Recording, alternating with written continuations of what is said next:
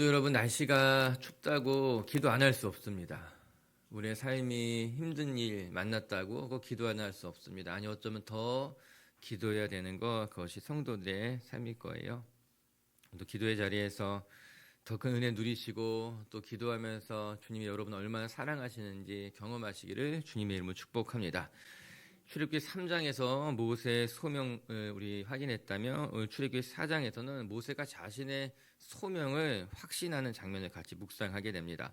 하나님께서 떨게나무 가운데 타지 않는 불꽃으로 나타나셨습니다. 참으로 신기한 일이죠. 나무에 불이 붙었는데 나무가 타거나 소멸되지 않았습니다.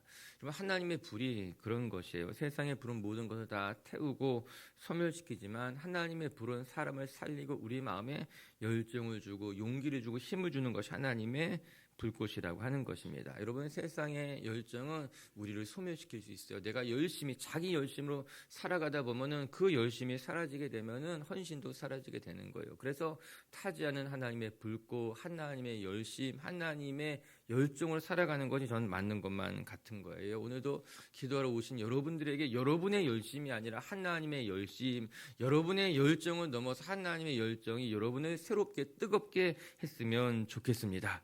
그러고 나서 하나님께서 모세에게 말씀하셨어요. 내가 선 곳은 거룩하니 내 신을 벗으라. 여러분, 그것은 모세에게 익숙한 곳이었습니다. 모세가 늘 다니던 곳이었는데 그런데 갑자기 하나님이 무엇이라 했습니까? 내가 선 곳이 거룩한 곳이니 너 신을 벗어라 말씀하신 거예요. 그리고 모세가 신을 벗었던 건 아니었습니까?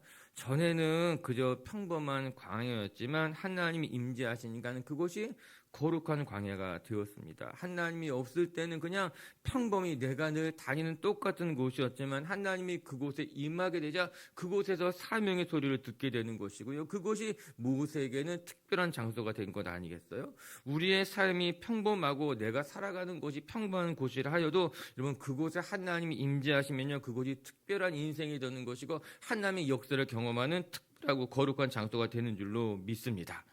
여러분의 삶이 평범해도 하나님이 임하시면 그 평범한 삶에 하나님의 능력이 나타나게 되는 것이에요. 내가 지금까지 내가 그냥 평범한 인생을 할지라도 아니 다 같이 평범한 삶도 하나님을 만나면 그 삶이 특별해지는 것이고요. 하나님이 함께 하시는 그 인생 가운데 주의 복이 있는 건 아니겠습니까?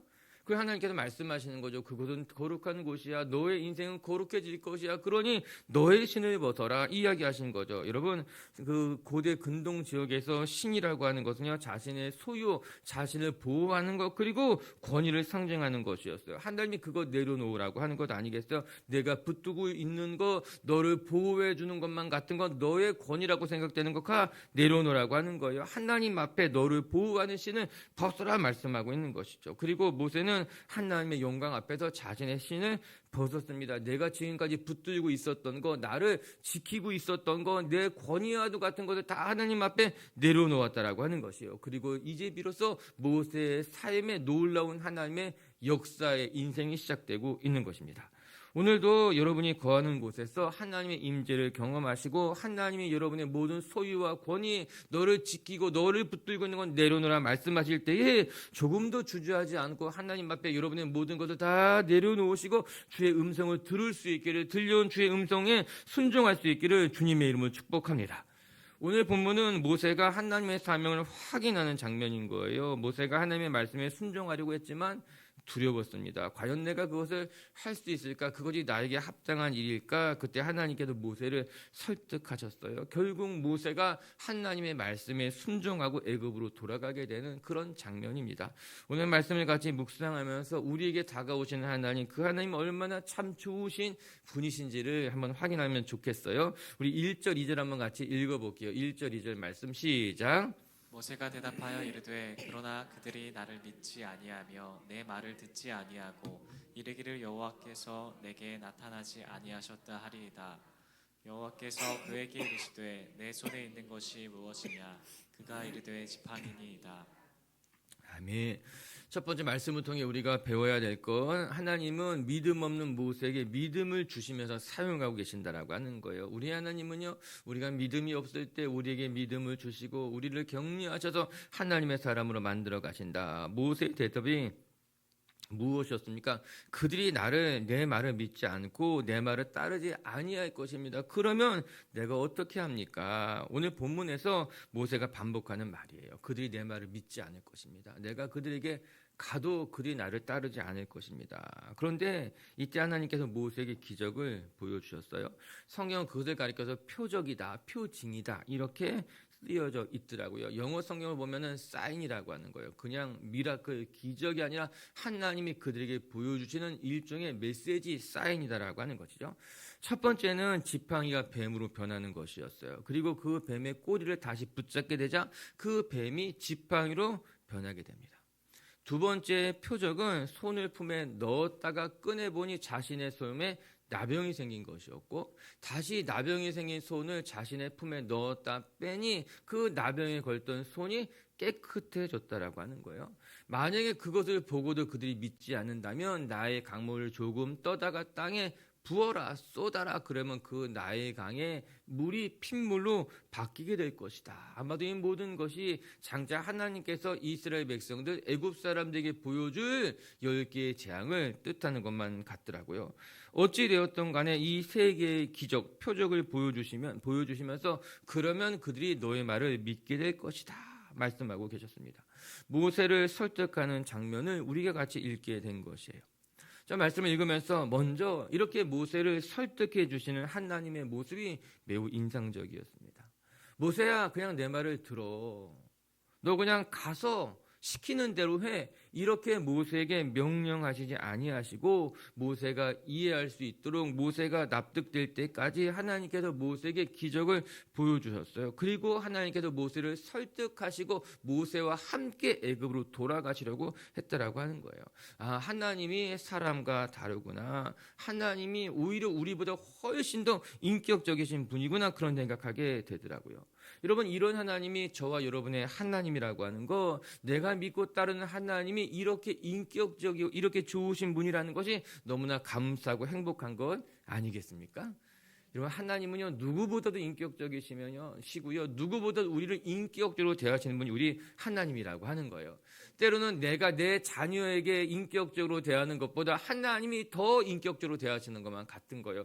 우리는 때로는요 내가 가진 힘으로 하려고 할 때가 많습니다. 또 내가 가진 권위를 가지고 하려고 할 때가 많습니다. 내가 이 위치, 내가 명령하는 사람이고 너는 명령을 듣는 사람이야. 내가 너보다 나이가 많으면 너는 내 말을 들어야 되는 것 아니겠어? 내가 너보다 교회 일찍 왔으면 먼저 왔으면 너 내 말을 들어야 되는 것 아니겠어?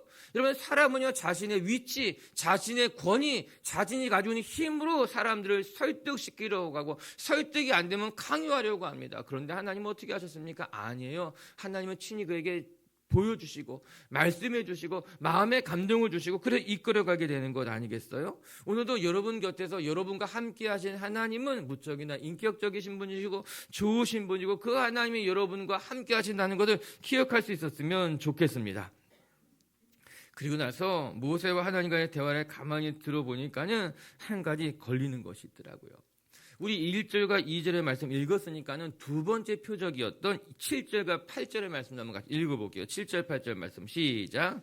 이르시되 내 손을 다시 품에 넣으라 하시매 그가 다시 손을 품에 넣었다가 내어 보니 그의 손이 본래의 살로 되돌아왔더라. 여호와께서 이르시되 만일 그들이 저를 믿지 아니하며 그 처음 표적의 표징을 받지 아니하여도 나중 표적의 표정은 표징을 믿으리라. 아멘. 손을 품에 넣었다가 빼니까는 자기의 손이 하얗게 나병이 생겼던 거예요. 얼마나 놀랐겠습니까? 그리고 이내고 다시 손을 집어넣고 꺼내보아라 말씀하시니까는 자신의 손의 나병이 깨끗해졌다라고 하는 거예요.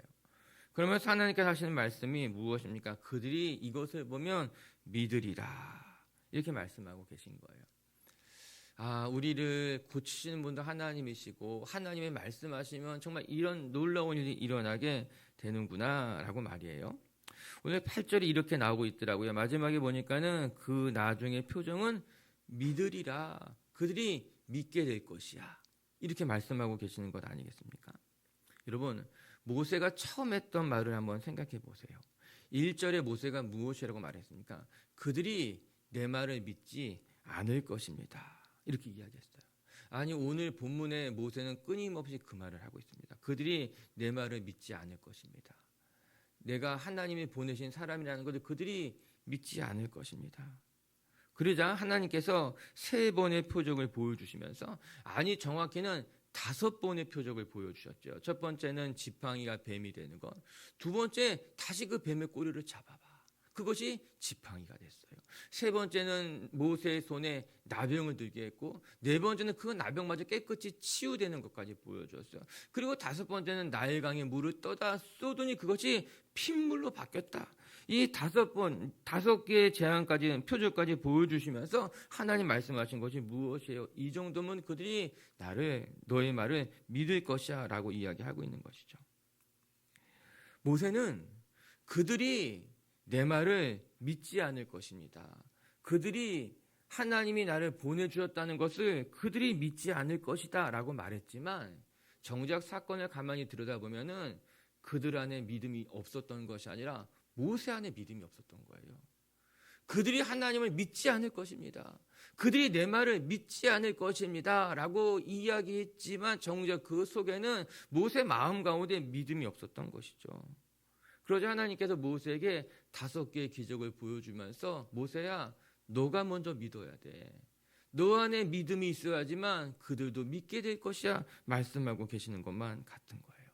맞아요. 오늘 사건은 표면적으로는 하나님 그들이 믿지 않을 것 같아요. 어떻게 하면 그들을 믿을 수 있게 하는 거예요.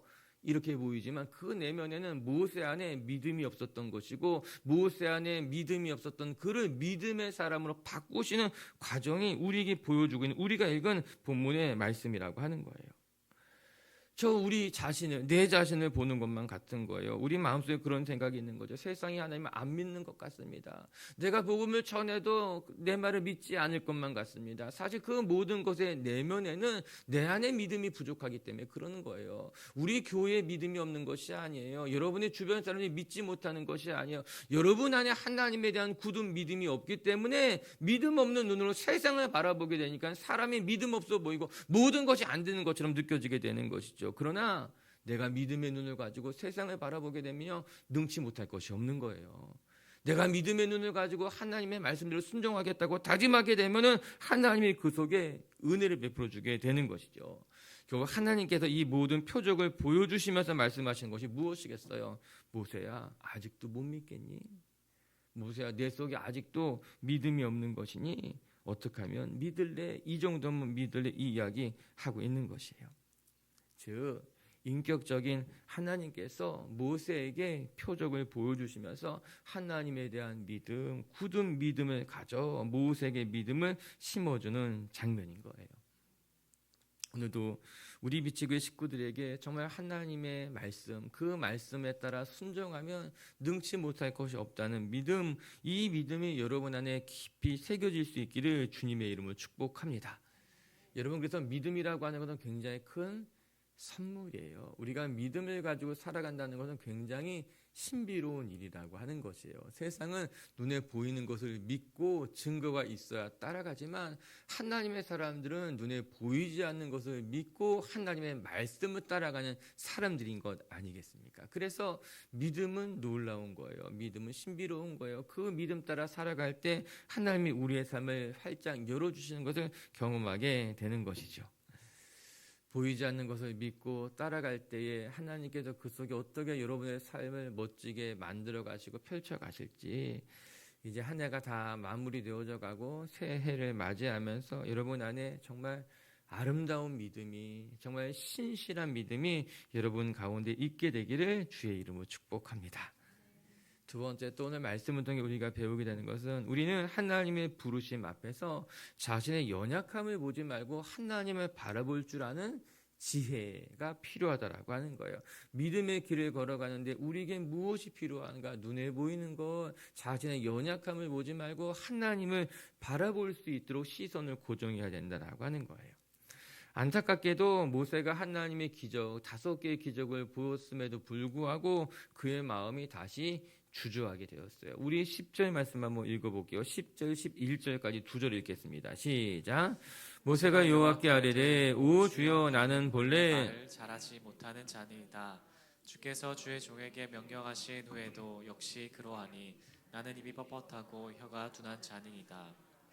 여호와께서 그에게 이르시되 누가 사람의 입을 지었느냐. 누가 말 못하는 자나 못 듣는 자나 눈 밝은 자나 맹인이 되게 하였느냐.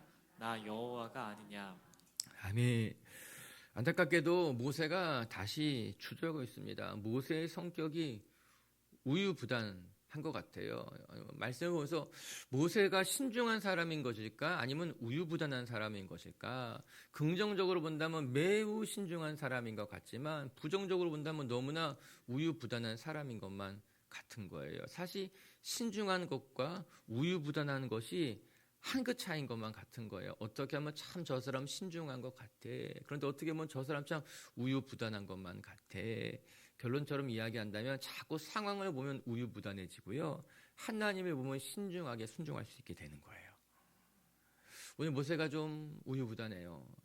다시 하나님, 저는 말을 잘 못하지 않습니까? 보낼 만한 사람을 보내주십시오. 이렇게 이야기하고 있는 것입니다. 그저 하나님께서 어떻게 말씀하시는가? 누가 사람의 입을 만들었느냐? 누가 말 못하는 자를 만들고 듣지 못하는 자를 만들고 누가 앞을 보는 자는 앞을 보지 못하는 자를 만들었느냐? 그거 다 하나님 아니냐? 이 말씀하고 있는 것이에요. 즉, 그 모든 것이 하나님께서 하신 일인데 너 왜 의심하고 왜 두려워하느냐? 오늘 모세 이야기는 그런 것이었어요. 저는 본래 말을 못하는 사람이지 않습니까? 그러자 하나님께서 그거 다 안다는 거죠.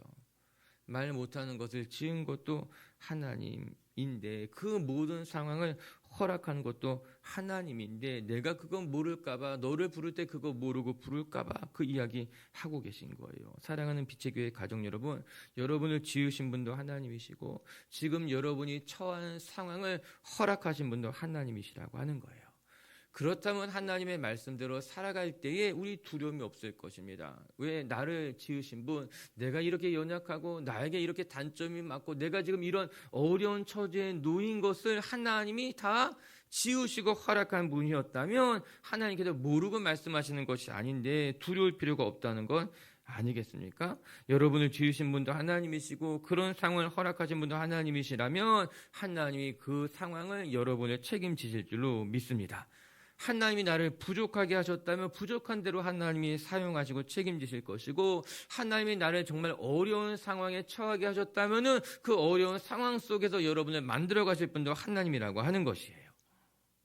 12절에 우리 무엇이라 하십니까? 같이 한번 읽어볼게요. 시작. 이제 가라. 내가 내 입과 함께 있어서 할 말을 가르치시라. 이제 가라. 그만 말하고 이제 가. 그만 변명하고 그만 가. 그 모든 것 속에 하나님이 너와 함께 하실 것이야. 하나님의 약속이고요. 우리의 삶의 문제를 해결하는 유일한 방법이라고 하는 거예요. 내가 능해지는 거 그거 중요하지 않아요. 상황이 조금 더 나아지는 거 그거 그렇게 대단히 중요하지 않아요. 그것보다 더 중요한 것은 무엇인가 하나님의 말씀에 순종할 때 하나님이 함께 하시면 된다라고 하는 거예요. 내가 좀 부족해도 하나님이 함께 하시면 되는 거예요. 나의 상황이 나아지지 않아도 하나님이 함께 하시면 된다라고 하는 것이에요.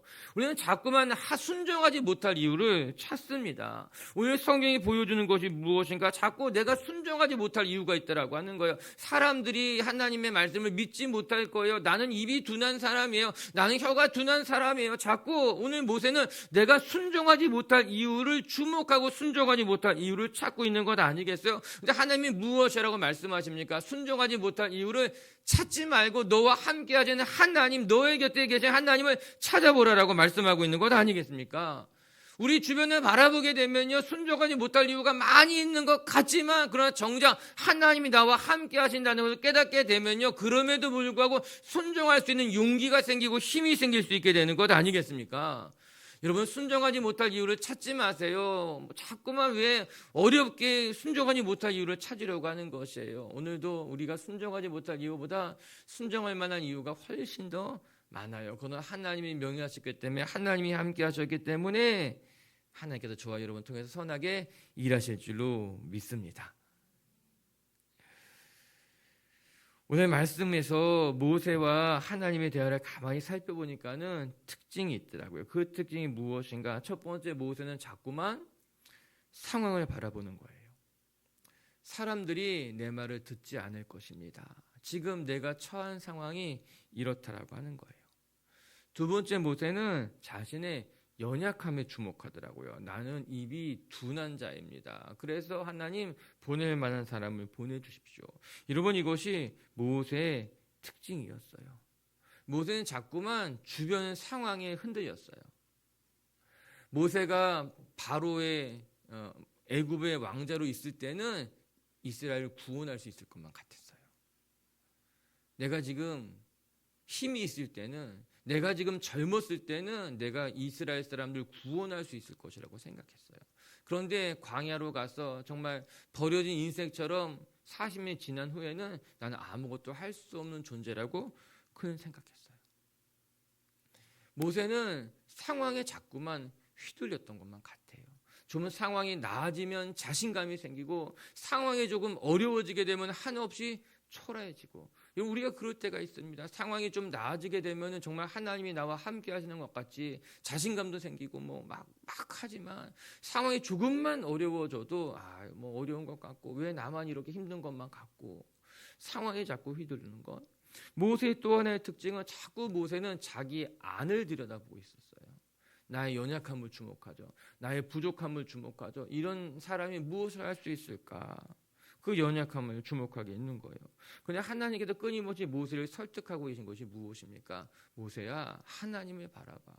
너와 함께 하시는 그 하나님을 주목해. 너의 상황이 중요하지 않아. 너가 어떤 존재라는 건 중요하지 않아. 너를 지으신 분도 하나님이시고 이런 상황을 허락하는 것도 하나님이라면 하나님이 너의 삶을 책임지실 거야. 제발 상황 보지 말고 자기 자신 바라보지 말고 하나님을 바라봐. 그렇게 이야기하고 있는 것 아니겠어요?